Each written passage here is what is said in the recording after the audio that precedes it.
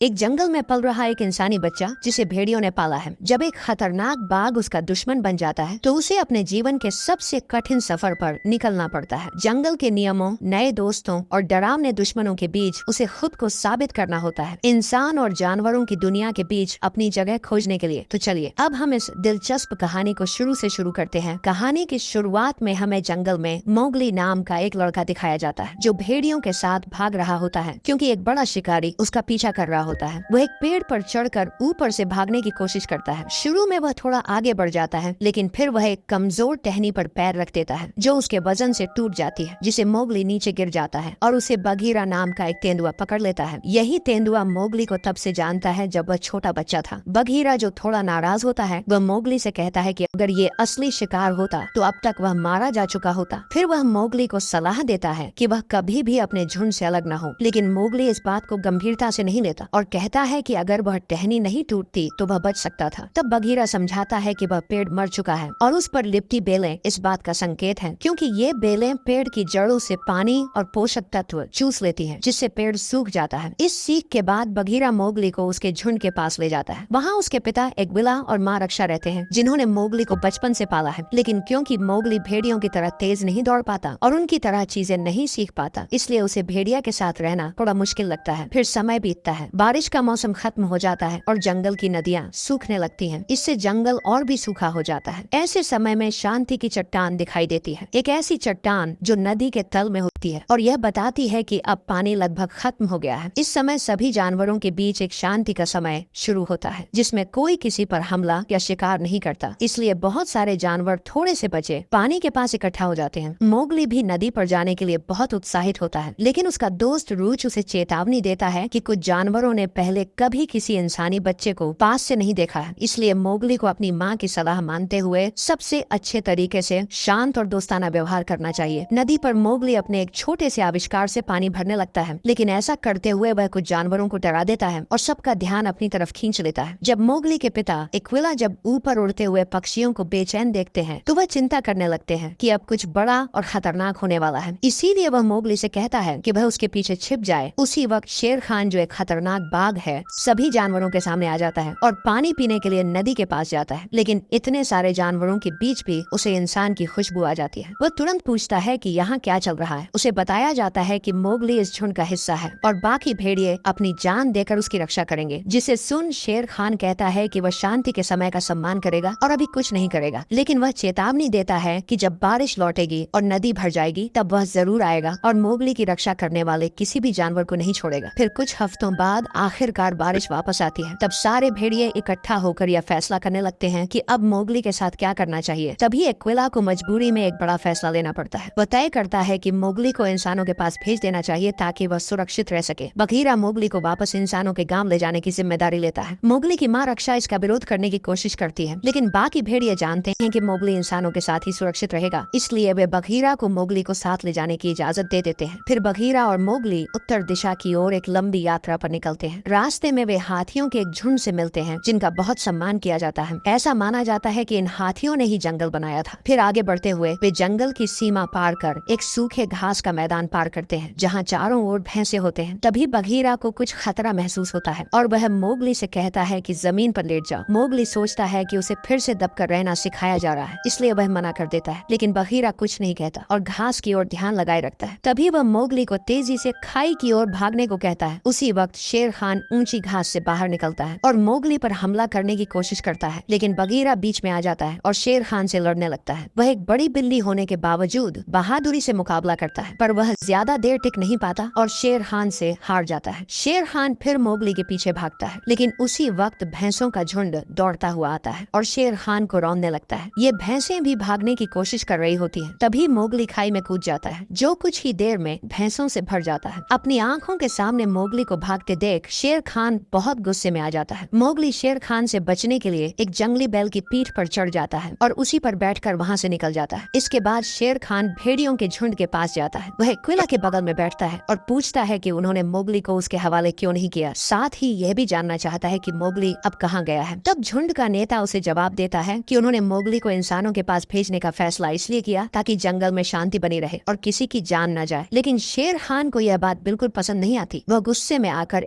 Aquila पर हमला करता है, उसकी गर्दन पकड़ता है और उसे एक चट्टान से नीचे फेंक देता है। इस तरह झुंड का नेता आसानी से मारा जाता है। एक्विला को मारने के बाद शेर खान बाकी भेड़ियों को धमकाता है और कहता है कि अब से यह इलाका उसी का है। वह तब तक यहाँ से नहीं जाएगा जब तक वे मोगली को वापस नहीं लाते। उधर मोगली एक भैंस की पीठ पर लेटा होता है और थका हुआ महसूस कर रहा होता है। तभी ऊपर से मिट्टी और चट्टानों का भूस्खलन उसकी तरफ गिरने लगता है। खुद को बचाने के लिए मोगली जल्दी से नदी में कूद जाता है। नदी में गिरने के बाद मोगली एक लकड़ी के टुकड़े को पकड़ लेता है और कई किलोमीटर तक पानी में बहता चला जाता है, जब तक कि वह जंगल के एक सुरक्षित हिस्से में नहीं पहुंच जाता। वहां पहुंचकर वह बगीरा को ढूंढने के लिए पेड़ों के बीच घूमना शुरू कर देता है, लेकिन उसे बगीरा नहीं मिलता। सिर्फ एक बहुत बड़े सांप की पुरानी खाल जमीन पर पड़ी हुई दिखाई देती है। मोगली को भूख लग रही होती है। तभी वह एक पेड़ की डाल पर कुछ फल देखता है। वह फल तक पहुंचने के लिए एक बेल का सहारा लेता है और फल खाने लगता है। तभी एक लोमड़ी उसे देख लेती है और हैरान हो जाती है। वह मोगली का ध्यान भटकाती है और उसी समय दो और जानवर उसके फल चुरा लेते हैं। जब मोगली को समझ में आता है कि उसका खाना चोरी हो गया है तो वह चोरों के पीछे भागता है और एक पेड़ की ऊंचाई तक पहुंच जाता है। वहीं उसे एक रहस्यमय आवाज सुनाई देती है जो किसी और जगह से आ रही होती है। तभी पेड़ की शाखाओं के बीच से एक विशालकाय सांप निकल आता है। सांप मोगली से कहता है कि वह उससे तब तक बात करेगा जब तक बगीरा वापस नहीं आता। वह धीरे धीरे मोगली से बातचीत करने लगता है और कहता है कि वह जानता है मोगली कौन है और कहाँ से आया है। फिर वह मोगली को अपनी आंखों से हिप्नोटाइज करने लगता है और उसे उस दिन की कहानी बताता है जब एक इंसान जंगल से गुजर रहा था। वह एक गुफा में रुक गया था क्योंकि वहाँ आग जल रही थी। आग की वजह से सारे जानवर उस इंसान से दूर रहे, लेकिन शेर खान नहीं डरा और गुफा के अंदर चला गया। वहाँ उसने उस इंसान पर हमला कर दिया, लेकिन हमले के दौरान आग की लपटों से